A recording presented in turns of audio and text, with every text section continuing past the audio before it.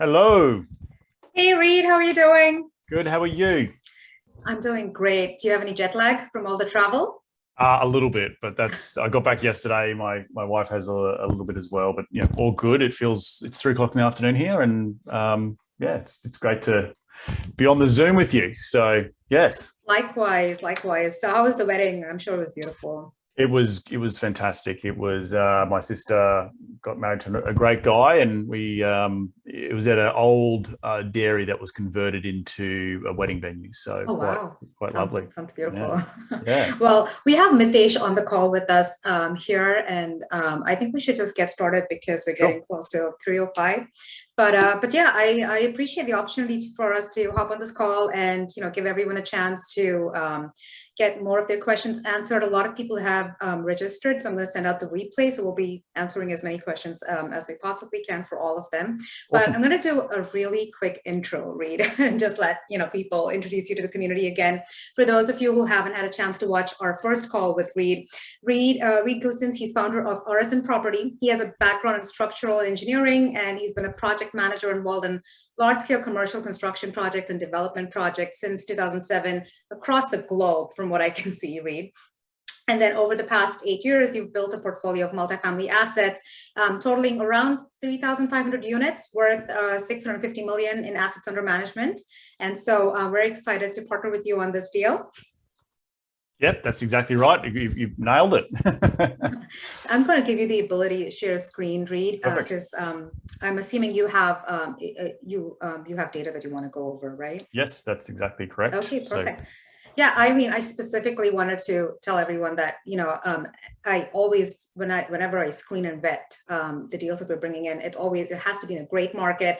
We have to be working with a great team, which we're very lucky to be in this case. And the numbers really have to make sense. And I love how you underwrite, because your underwriting is also very conservative, which is what I like, especially in the current market. So I'm going to give you a chance to just, go over the highlights for us. yep, yep. Yeah, so, and again, thank you so much for having me on and having an opportunity to chat with you. And I know we've been just incredible the amount of responses that you've got personally on from your end. So, let me just start by saying hello to everyone who couldn't make the call. Again, for those people, my name is Reed Goosens.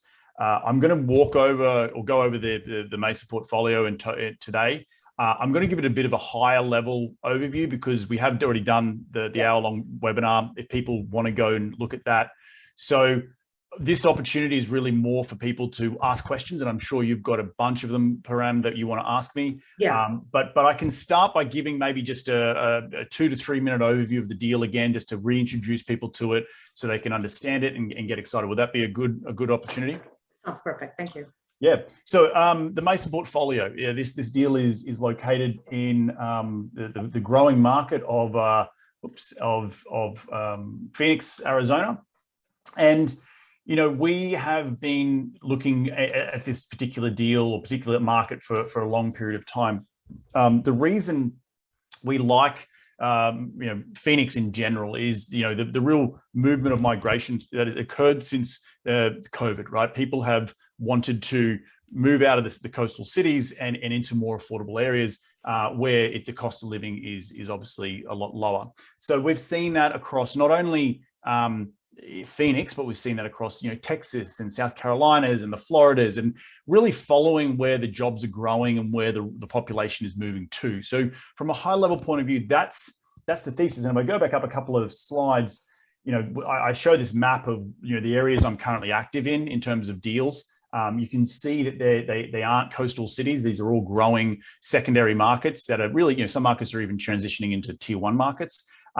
But in general, Phoenix is one I've had my eye on for a long period of time. So what we like to look at when we look at certain markets is, okay, we identify the major overall market that we want to be in, i.e. Phoenix, there's a lot of growth happening. We look at, where the jobs are being created. But then I like to look at, more on a micro level, what is the suburb that we're investing in? Is that growing? And if I skip all the way through to the overall market, the market overview, Phoenix has had some huge rental growth, over 26% year on year in terms of the MSA wide. In terms of the future job creation, there's Facebook is moving there in terms of the data center. The area of Mesa, which is what we're going to talk a little bit about, is prime for growth because other areas, and if we just have a look at this particular map, you have the North Tempe area, you have places a little bit south where the ASU are, and so you've got Intel and some other major jobs occurring. And what are you seeing just north of Mesa is actually a lot of not Indian burial but Indian lands, which are restrictive in terms of growth. So you have directly to the west and northwest is going to be downtown Scottsdale and Tempe, where you've got the universities. On the really to the far west, you have Glendale, which is a little bit more of your blue collar, probably a little bit more slower gentrifying. And then you have Mesa, which is to the east of these desirable locations. So in general, we are trying to be close enough to where the urban hubs are, the Scottsdales of the world and the Tempes, but also identifying where people are moving to, right? So I want to just make sure that people understand that.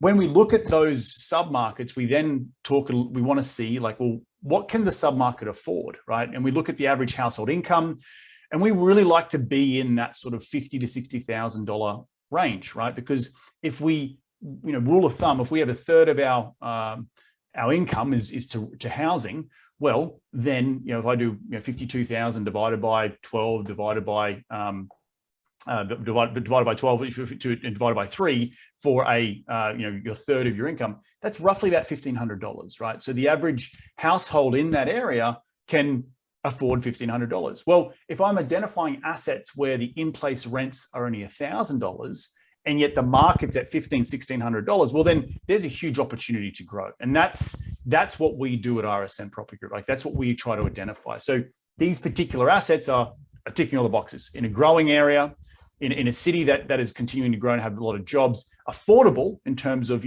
staying around the average median household income across the United States of roughly about $50,000, and then backing into, well, the in-place rents are really low, but yet the market rents are a lot higher. Thus, we can justify coming in, renovating, and buying at the cap rates we're buying at, and then pushing that renovation premium across the 130 units. So in general, Parama, that is where what I like about these deals in terms of the overall market. Yeah, and I completely agree with you. And even when I talk about active investing, when people are buying their own portfolio, the Sun Belt per se is just seeing so much migration, strong population growth. The demographics, the numbers just make sense, especially in the current market where, even we have to be prepared for any kind of correction in the market. You want to be investing in those strong markets so that you're keeping your portfolio safe. And that's what I love about it. We're going to let you go ahead and talk more about the value add and all the other things. Yeah, sure. Please. So back to what I'll go back to more the start of the presentation. And talk a little bit more about how we're offering this to investors. So right now it's a $33 million investment, and I will say that at this point in time, we're sitting here at June 9th.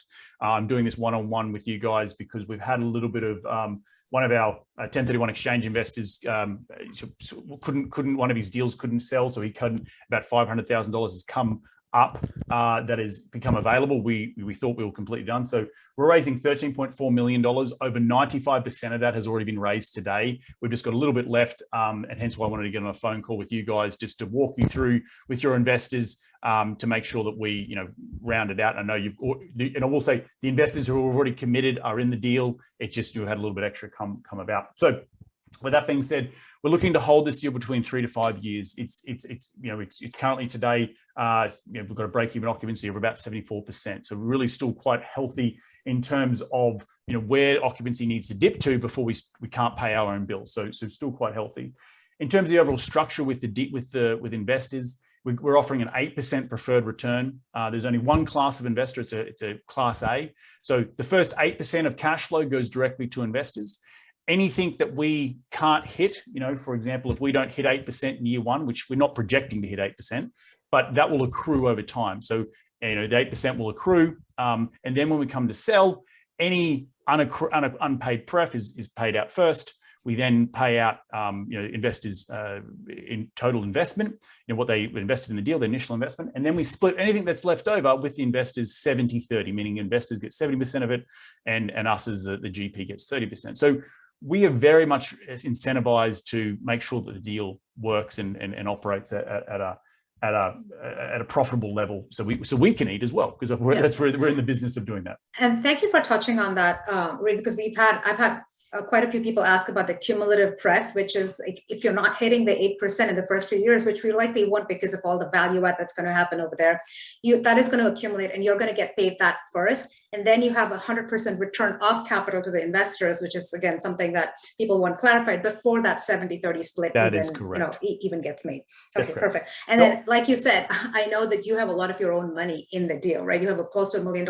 All of the co-GPs have their own skin in the game. We have money in the deal. And so, again, it goes to say how committed we are to the success of the deal and getting things done right. Yeah, and I'll just add that the story of this deal is that I personally had a bit of money that I needed to place, and the 48 unit with the River Rock deal came to me, and I was going to buy that by myself. But then the broker said, "Hey, Reid, they actually own a deal down the street. They want to sell. Do you want to maybe syndicate this deal?" And I said, "Well, I can't take both of them down by myself. Maybe I'll just, I'll still put a large chunk of cash in the deal. So why don't I go out and syndicate the rest?" So yes, to your point, I'm personally investing over $1 million of my own money. It's sitting alongside all the other LPs.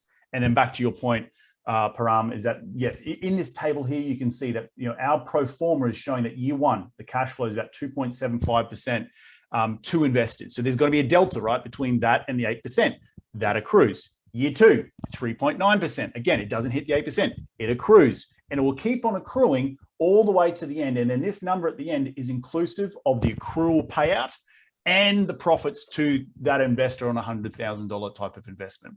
So again, the legal documents clearly state that we are in the business of making sure we protect our investors' capital. Hence why our structure is we give you a preferred return. It's like an IOU. If we don't hit it, that's okay. You still get paid to get that paid out once we come to sell. Because let's face it, Param, if the downside is if say we pay out we sell the deal, we pay out the 8%, and then there's no profits left over. Well, guess what? We as GPs don't eat, right? So it's all incentivized to make sure that our investors do eat first. So other questions you have for me on this?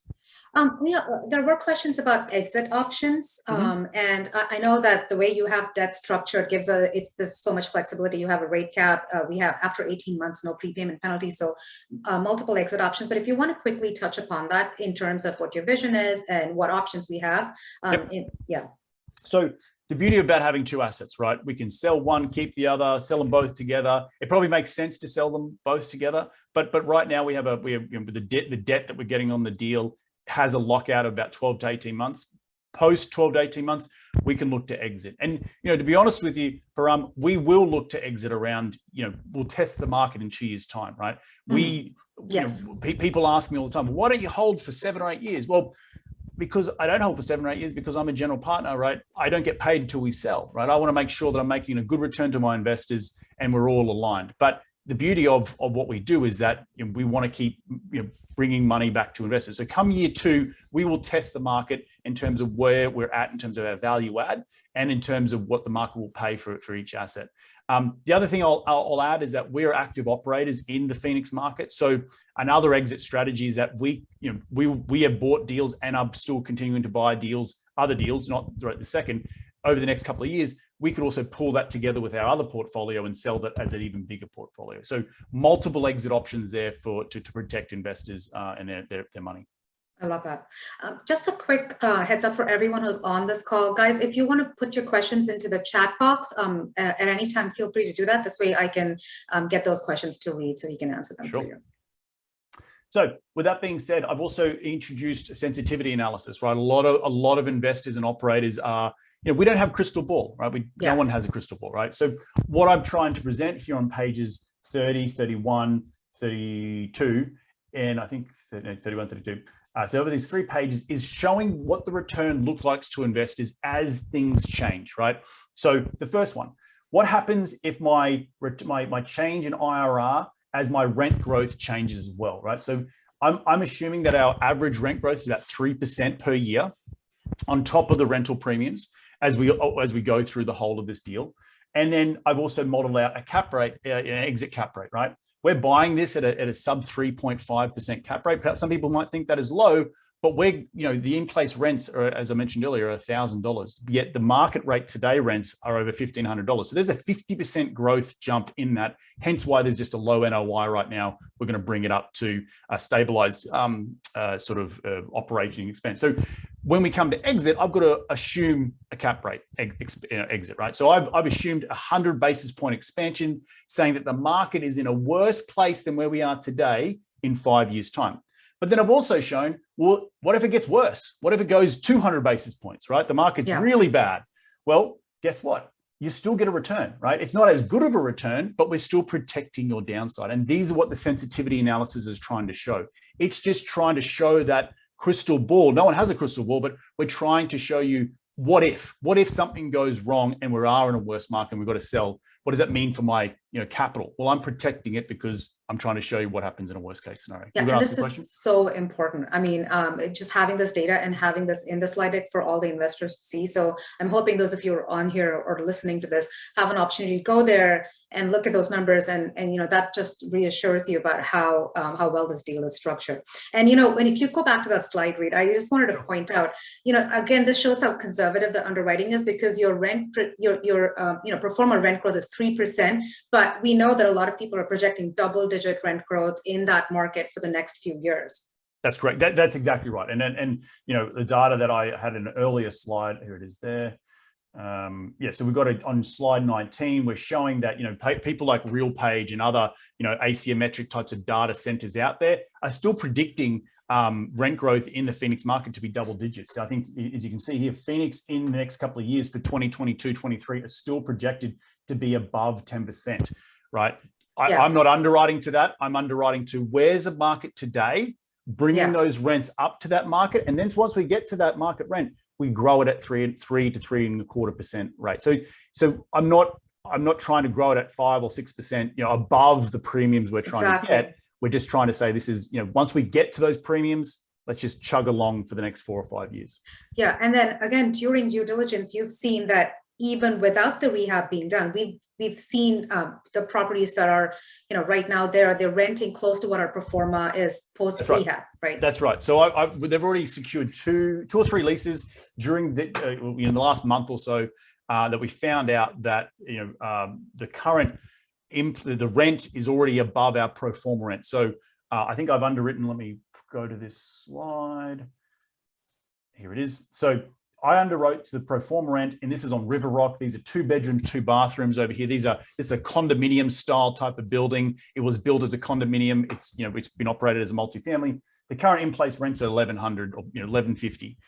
I know today that they've already got 1 or 2 rents at over $1,750 without any renovations being done to it, and I'm underwriting in 2 years' time to get to $1,650. So I'm already beating that, which is really good. As conservative as you can be in terms of your underwriting, right? So for those of you listening, there is a way to make the numbers really, juice those numbers up if you want to, and that's not what you've done with underwriting over here. So it's important to see that this is a very solid deal, and we already have proof of concept here. Right. And the other thing I'll add is that I know the owners of this deal. I've known for quite some time. So the pre-existing owners, the current owners, I don't know as well. They've only owned it for a bit over 12 months. The ownership prior to that was a gentleman by the name of Terrence Barry. He owned this with his wife for over 25 years, right? So they and the current property management company that we're using, CalCap, used to manage these assets for Terrence back in the day. So they're very, very familiar. Our regional manager used to live on site at Parkside. So she knows what we can push the rents to. And I've already shown her this slide here. I said, hey, I want to get $1,100, $1,400 and $1,525 for renovated units at Parkside. And she's like, I can easily beat those. I could do that today with my eyes closed and probably even do that another 20% more. Now, I haven't underwritten to that, but it just goes to show how quickly the market is shifting in these pockets and how we're trying to maximize that growth as these areas grow in population and as rent continues to rise. Yeah, and so I've got a lot of questions about that. With with possible scenarios for the future with the uncertainty, what happens if rents drop, what happens when occupancy drops, and we've shown with the underwriting that in this market with the demographics, with the job growth, the population growth, we're already pre-selecting a market which is going to have steady rent growth, and we're conservatively underwriting, and yeah, so just all positive points up here. Yeah, and look, and I'll add, what are other assets getting? This is where River Rock is. You can, again, on page 43, I'm showing 80s vintage product. What's the current rents they're getting? So I'm seeing 70s and 80s vintage product are at 17, 1600, 1600, 1600. We're at 1150. They're just so low right now. So even if we, and again, our property manager thinks we can easily go way past our 1650 mark. So talking about downside, Param, is that even if we don't get to 1650, we still get to 1500. Well, that's still nearly a 40% growth on the in-place rents, and that's not going to happen for the entire 5 years. You might have a little bit of a, people are worried. I don't think that's going to happen, because if someone goes out today and tries to rent for a 2-bed, 2-bath with 9-foot ceilings in this sub pocket for 80s vintage, they're going to be looking at paying $1,700 or more. So again, our property is already sitting at over 98% occupied, and that's an indication to me that they're not pushing the rents as hard as they can. So the data is in the package, and for anyone who has questions. And then on Parkside, I've sort of gone out and compared again older vintage assets, similar vintage assets for studios, 2 beds, 2 bath, and 1 bed, 1 bath. So there's just a lot of juice, as a $250 to $400 per unit per month growth just in today's numbers, without just coming in and putting in granite countertops and cabinets and all that sort of good stuff. So in terms of, let's go back to, we talked about the renter demographic, we've talked about why we like the market, we talked about Arizona and Phoenix in general. Let's talk about sensitivity tables. Let's talk a little bit about the renovation plan, right? And what we've got here. So overall, we're looking to spend about $3 million on this deal, right? We're coming in, we're going to put in new amenities across the portfolio, across the 2 assets. We're going to put in a dog park. We're going to put in, redo the pools. We're going to put in, kids' playgrounds, barbecue areas. We're going to rebrand the asset. We're going to put, we're going to tie them together. So we're going to brand them as Bronte East and Bronte West, so they read as one. Now, both assets will be managed out of the Parkside, but it's because the 48 unit over at River Rock, it doesn't have a leasing center. So we're going to come in and put all keyless door hardware entry on that asset, so we can sort of do more virtual leasing over at River Rock. But the thing is, people also, think, oh, well, you're buying an older asset at Parkside, right? I'm concerned about this. Well, part of what my background in structural engineering is looking at what, I'm not afraid of these older assets. The house I live in today was built in 1912. Well, guess what? I had to replace the roof. I had to do all these things, and it's now a new asset, right? Yeah. You're not going to come and, to rip down, and I'll show you a picture, to rip down a 3-story block construction in this market would cost you $450,000 to rebuild it. We're picking it up at $220,000 a door. So, and it goes back to the overall thesis of that there's not a need in this market for Class A properties. There's a need for blue collar renting, right? Yeah. And that's what we're, goes back to my look. Let's look at the average household income. I want to stay at that $50,000 to $60,000. I'm not trying to attract the $100,000 renter, right? Yeah. I'm backing into what those types of demographics can afford to pay, and that's roughly around $1,500.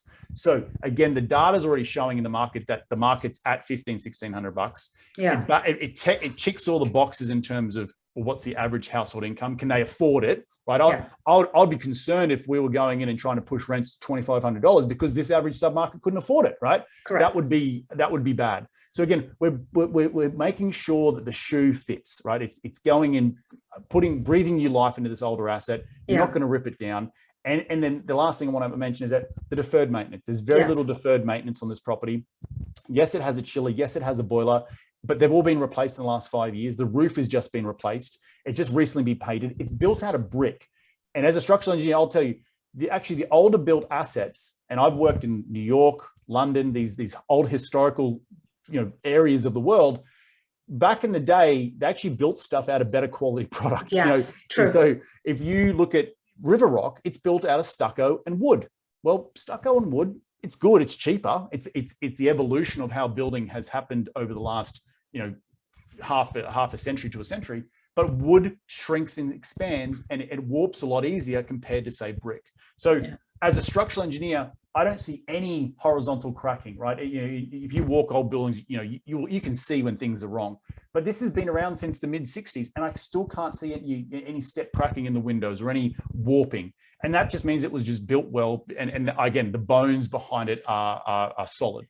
So that doesn't scare me at all. And it's just coming in, continuing to improve the asset, making sure the deferred maintenance is all checked off. And, again, backing into rents that the demographic needs in this area. Absolutely. And, Class B assets overall tend to do better than Class A assets if there is any kind of correction. So all of those things are favorable. I also wanted to mention over here, Reed, that now you do direct sourcing of materials, which again, with the supply chain delays we've been seeing, all of that affecting rehab timelines, this actually protects the deal from all of that. Yeah. So what people might be asking, what do you mean by direct sourcing? Well, it's not rocket science, but we go out and we source. So everything you see here, granites, cabinets, flooring, door hardware, lighting, faucets, sinks. We don't do the appliances, or we don't do the baseboards, but everything else, or the paint, but everything else you can touch in a unit, we will buy in bulk. Now we usually get between 40 to 50% reduction in material costs. So the reason we do that is twofold. One is obviously to reduce the cost of renovations. But the second thing is that when we negotiate directly with our general contractor, I'm negotiating his labor costs only. He's not doing markups on me on materials. He's just doing the labor markup, right? Which is, he's in a profitable business. He needs to make money. And so we're buying our materials at cost, which reduces the overall the cost of the renovations, but it also helps us make us go faster. When we have all the materials on site, we can go at a different pace compared to, say, someone who's relying on Home Depot or HD Supply to get their materials locally. Yeah, absolutely. While we're talking about this, I also wanted to talk about CalCap Properties, which is who are property managers, and they've managed this very asset in the past, right? And they work in 6 states. They have over $1 billion of assets under management. So a lot of expertise, especially with this size multifamily asset. That's correct. Yeah. So one of the deals, I'll scroll right to the end and I'll show you. In my portfolio, there it is here. It's the next page. So this deal here, North Edge at Phoenix. So this is another deal I'm involved in. I own in the Phoenix market. I've owned this deal for the last 18 months. They meaning CalCap, they manage that asset for me. They're very good at that sort of 50 to 100 units type of management play, coupled with the fact that they're local, right? They've been in this market for over 25 years. They know the market really, really well. Like, I've got a really great property management company in Central Texas. They've tried to break into the Phoenix market. They're just not local enough, right? You got to go with the local guys who know the market really, really well. And that's what I do. As RSM, we go out and identify the best local operators.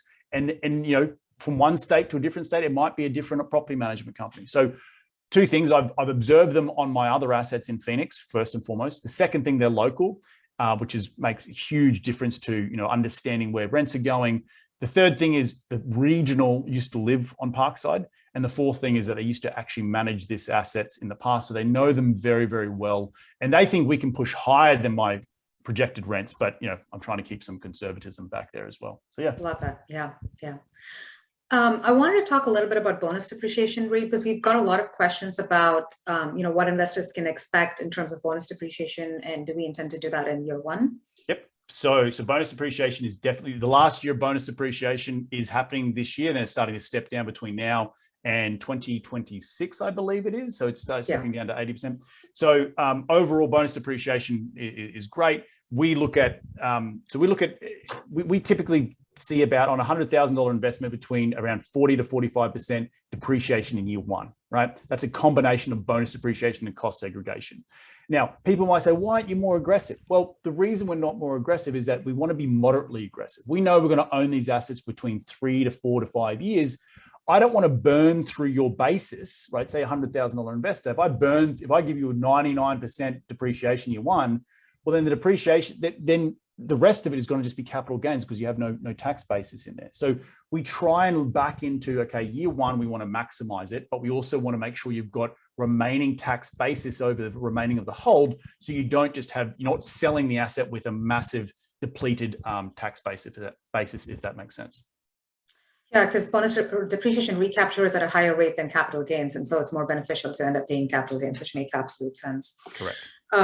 And so, yeah, I think that pretty much covers most of the questions I've had. If you want to touch on something else before we go into timelines and how soon we need to get people in and stuff, we can take a few minutes. Yeah. So overall, again, guys, if I highly encourage everyone to look at the deck. It's I've got here my track record. Everything from again the sensitivity analysis is everything to what we're doing in terms of debt, and maybe I'll quickly touch on that. Here's the cost segregation. So we always perform the cost segregations on all our deals, and that will happen in years 1 and years 2. So year 1, we come in just to tie a bow around that. We do a cost segregation as soon as we buy the asset to get the year 1 depreciation, and then we come back 12 months later, do another cost segregation because we would have spent yes, $2.5 million in that with time. The value add. We want to be able to maximize that for our investors as well. So year 1 and year 2 has some really nice depreciation for investors. Once we stabilize, the depreciation obviously gets less and less because we've maximized that in the first couple of years. But I just want to quickly mention that. In terms of the debt, we are getting a bridge debt on this deal. We're getting a floating rate debt, but we're buying a rate cap on it, right? So rate caps, that's what we're doing. We're about to execute on a rate cap today. And those are expensive, and you're doing that just to make the deal more secure, right? Right. So the rate cap is a rising interest rate environment for those people out there who we want to protect their downside. So we want to make sure that our rate is capped at 6. It never goes above 6%, right?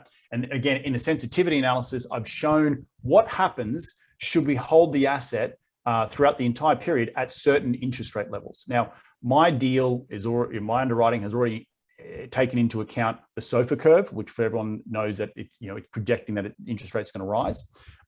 So it's a variable rate, which means it's going to go up and down below the cap rate, the rate cap. But we also can sell after the lockout period. So the reason we buy a rate cap is 1, to protect investors' downside, but 2, we want a variable rate so we can go out and sell it. If someone comes along and wants to buy it off us in 2 years' time, and it makes good money for our investors, then we can do that. I have had deals in the past, and I've learned from past experiences that fixed rate debt's good, but fixed rate debt also comes with defeasance penalties. I actually just sold a deal recently where I locked the interest rate at 4.5% back in 2016. I still, even 6.5 years later, it still cost me over $1 million to exit that loan, right? So if I had had a variable interest rate on that deal, I would have been able to sell sooner, and I wouldn't have to have any prepayment exit penalties. So there's good and bad sides to fixed rate. I've just learned through my experience, having the rate cap, having the variability, and then allowing multiple exit options is the most beneficial for our investors. But we're also making sure we're still remaining conservative by buying that rate cap. So if interest rates do go even higher, we are protected. So with that being said, again, I highly encourage everyone to have a look at the CapEx, the debt summary, the overall property, what we're buying them for, where we're trying to push the rents to.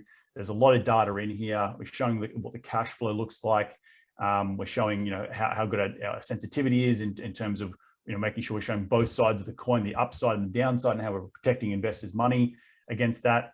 And then I've got the 5-year pro forma in here as well. And then, all our financial underwriting, and then obviously the market. So with that being said, a couple of other frequently asked questions that I know I just have got over the last couple of weeks is, when do distributions start, right? So, oh, yes, forgot that. So distributions start the quarter after we close. So we're scheduled to close here in early July. So it'll be July, August, September, October. Around October 15th will be the first distribution to investors, and that's will be based on our pro forma, and then it will be every quarter thereafter. We do monthly emails to our investors, giving them an update on what's going on the property, and then we do quarterly financial reports, which include pro formas, P&Ls, and rent rolls, and gives a bit of a verbiage on occupancy on site, traffic, how's the renovation plan going, and just gives investors a little bit more of an insight into what we're doing. And then, I encourage anyone who does invest in the deal, if they are coming through Phoenix at any stage and they want to check out the property, just let me know. I'll let the on-site team know. Go past and say g'day. I always encourage investors because we could do deals across the country, and I get people reaching out all the time saying, "Hey, Reed, I'm in Austin or I'm in Atlanta. Can I go see the deal?" Like, go nuts. Go ahead and go check out where your money is invested. So yeah, that's awesome. I'm gonna just open it up to everyone who's on here. If anyone wants to unmute and ask Reed or me any questions, please feel free to do so. But when I do send out the replay, I'm going to make sure I include, because we have a few tutorials for people who are trying to navigate the portal. We're trying to get verified as accredited investors. The team is going to bear the cost. And so we can have verified investors send you an email that you can use to verify yourself so you're not bearing the cost. I'll attach all those links, those tutorial links to the replay when I send it out. So you should have all of that. But if any of you have any questions, yeah, now's the time to just go ahead and ask. Yeah, and we'll talk. Do you want to talk a little bit about the timeline as well? Do you want to go? Yeah. So right now, as I mentioned earlier, we had just one bigger investor who was going to bring his 1031 exchange money into the deal, couldn't get the deal, his other deal closed to get involved. So just the timing didn't work out. So we've got a little bit more money that we need to raise. And so we've got about $500,000 to $1 million left. We're currently sitting at June 9th. The close date is July 7th. We're trying to have all investors' PPMs and money in the bank account no later than June 20th. So if you are interested, I know the people who have already started the process, please keep going because the sooner you get in, the better. We are expecting this deal to fill up pretty quickly. So this is an opportunity. And I'm sort of coming to Param, you and your group first because we're getting you the first bite of the apple on this sort of little bit extra. So again, trying to make sure that investors feel like the warm and fuzzies from us and answer any questions that they might have. And again, if you have any other questions after listening to this that you want to reach out, don't hesitate. I'll pick up the cell anytime and have a chat. Really appreciate that, Reed. Yeah, because even after we were done with the soft commits, I got so many questions about people interested, which is why I really appreciate the fact that you're giving more people the opportunity to invest in it. Again, I think it's a strong deal. I think it's a great market, and you're working with a great team. So yeah, checks all the boxes for me. Awesome. Well, again, guys, if you have any questions, if it sounds like there's not a lot here on this call right this second, but we also have a frequently asked question document that I will make sure that Param has got her hands on and she's sending out to all you guys. Yeah. Because there's, I think, over 20 or 25 questions in that, yes, that we answered originally. So everything from the tax rate to distributions to cost segregation. So there's a bunch of cool questions in there that we have already answered. And if something comes up, you forget, like, aha, I've got this one question. Right. So yeah. Yeah, I have access to that. I did send it out to the to people originally, but I will make a point to attach that in addition to those tutorial links to the replay so that everyone has access to that. Fantastic. Well, was that everything that I can answer for you today? I think so. That was everything that I had written down, Reed, and I know you touched upon all of the salient points. I think we're good. Thank you so much for making the time. Hey, my pleasure. Again, if anyone is interested, just remember you can hit me up either through Param or you can my email just so you have it for this recording is reed, REED at rsnpropertygroup.com. Just make sure Param is CC'd on there, and we will make sure endeavor to get your questions answered as soon as possible. I appreciate it. Thank you so much, Reed. Be well. Thank you, guys. I will send the replay out as soon as possible. Take care. Bye.